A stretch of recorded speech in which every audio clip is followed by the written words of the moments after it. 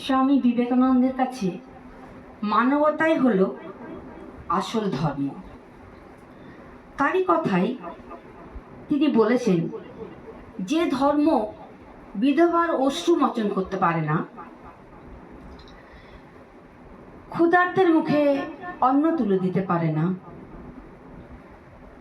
নিরক্ষরকে শিক্ষা দিতে পারে না, সেই ধর্মকে আমি বিশ্বাস করি না। একটা কুকুরও যতক্ষণ পর্যন্ত অভুক্ত থাকবে, সেই কুকুরটিকে খাওয়ানো আমার ধর্ম। তাই আমরা যে ধর্ম মানে শুধু পুজো আচ্চা, মন্দিরে গেলাম, এই ভগবান মানলাম, ওই ভগবান মানলাম, তা কিন্তু নয়।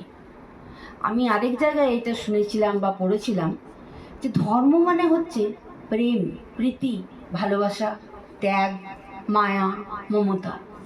এগুলো যদি তোমার মধ্যে না থাকে, তাহলে তুমি ধর্মের কিছুই জানো না। তাই আসুন, আজ থেকে আমরা সবাই সবার প্রতি প্রীতিবন্ধনে মিলে যাই।